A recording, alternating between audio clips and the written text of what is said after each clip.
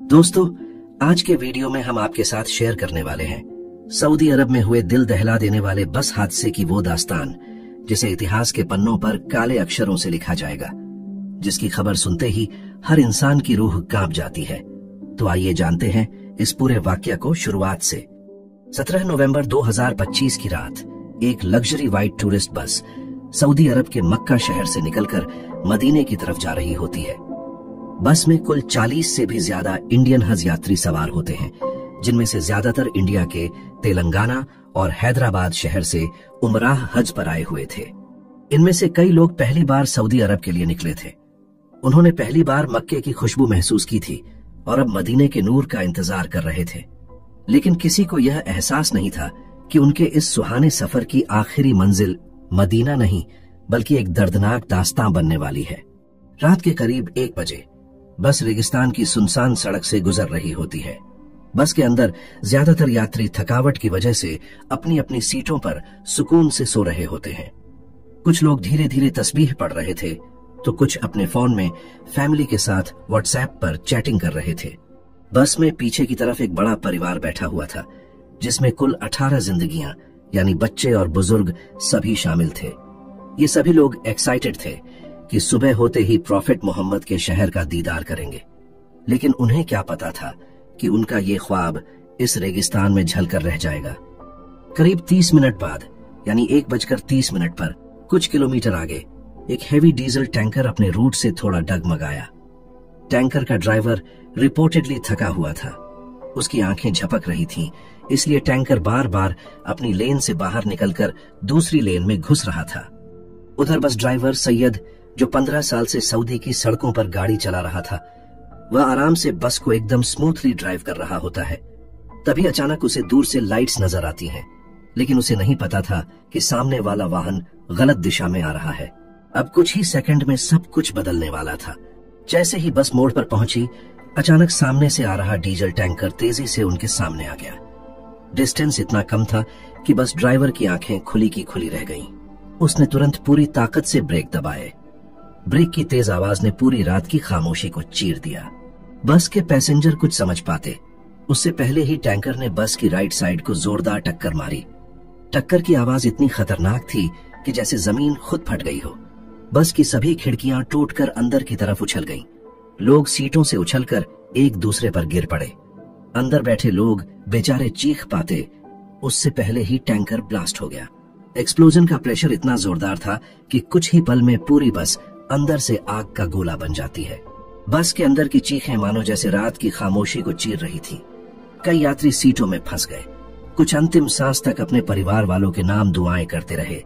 इस हादसे में कुल 45 जिंदगियां चली गई, जिनमें एक ही परिवार के 18 लोग यानी 3 पीढ़ियां हमेशा के लिए खत्म हो गईं। हादसे से करीब 700 मीटर दूर एक छोटा मेंटेनेंस कैंप था, जहां 2 वर्कर आराम से बैठकर चाय पी रहे थे। सुनसान रेगिस्तान में अचानक हुए इस तेज धमाके की आवाज और विशाल आग के गोले को देखकर दोनों डर जाते हैं और अपने सऊदी सुपरवाइजर को रिपोर्ट करते हैं। सुपरवाइजर बिना एक पल गवाए फायर और पुलिस के इमरजेंसी नंबर पर कॉल करता है। लगभग 10 मिनट बाद पुलिस और एम्बुलेंस की रेस्क्यू टीम वहां पहुंच जाती है, लेकिन आग की लपटें इतनी तेज थी कि रेस्क्यू टीम्स को भी पास जाने का मौका नहीं मिल रहा था। अब बस पूरी तरह आग की लपटों में घिर चुकी थी और अंदर फंसे हुए लोग जोर जोर से चीख रहे थे।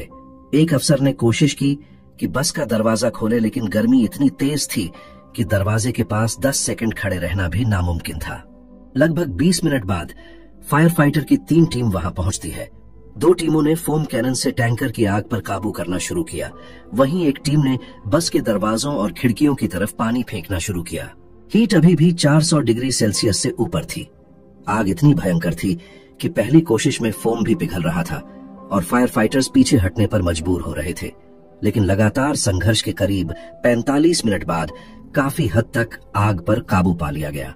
पूरी तरह आग बुझने के बाद जब फायर फाइटर्स अंदर पहुंचे तो पूरी बस अंदर से एक लोहे के कंकाल में बदल चुकी थी। सीटें पिघली हुई और अंदर दिल तोड़ देने वाला सन्नाटा था। बस अब सिर्फ राख, धुआं और टूटी हुई जिंदगियों का निशान बन चुकी थी। रेस्क्यू टीमों ने अपनी जान जोखिम में डालकर बिना एक पल गवाए काम किया। उन्होंने बस के चारों कोनों से राख में इंसानों की झांकियां ढूंढनी शुरू की। इस हादसे में कुल 45 बेगुनाह इंसान मारे गए, लेकिन खुशकिस्मती से सिर्फ एक लड़का मोहम्मद अब्दुल शोएब जिंदा बचा था।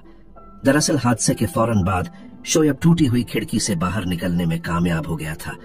पुलिस, फायर ब्रिगेड और मेडिकल टीम ने मिलकर शवों और घायल लोगों को बाहर निकालकर लोकल हॉस्पिटल में पहुंचाना शुरू किया। कुछ ही देर में इंडियन एम्बेसी को इस हादसे के बारे में खबर कर दी गई। उन्होंने तुरंत रेस्क्यू टीम और अस्पतालों के साथ मिलकर डेड बॉडीज की पहचान शुरू कर दी। हादसे की खबर मिलते ही हर किसी का दिल टूट गया। हर कोई हज पर गए हुए अपने लोगों की खैर खबर जानने में लग गया। इस हादसे ने सिर्फ एक परिवार को ही नहीं, बल्कि बड़ी संख्या में उन लोगों की जिंदगियां बदल दी जो एक पाक सफर पर गए हुए थे। और सबसे दर्दनाक बात यह है कि किसी को मालूम नहीं कि उन लोगों की अंतिम विदाई कैसे होगी। उन्हें सऊदी अरब में ही दफनाया जाएगा या फिर इंडिया वापस लाया जाएगा, इसकी जानकारी अभी अधूरी है। दोस्तों, ये सिर्फ एक हादसा ही नहीं बल्कि याद दिलाने वाली एक सच्चाई है कि लाइफ इज रियली अनप्रेडिक्टेबल, और कभी कभी एक सुहाना सफर जिंदगी की सबसे दर्दनाक दास्तां बन जाता है। इसलिए please drive safely and think about your family because they are waiting for you. तो दोस्तों, मिलते हैं अगले वीडियो में एक नई स्टोरी के साथ। तब तक के लिए अलविदा।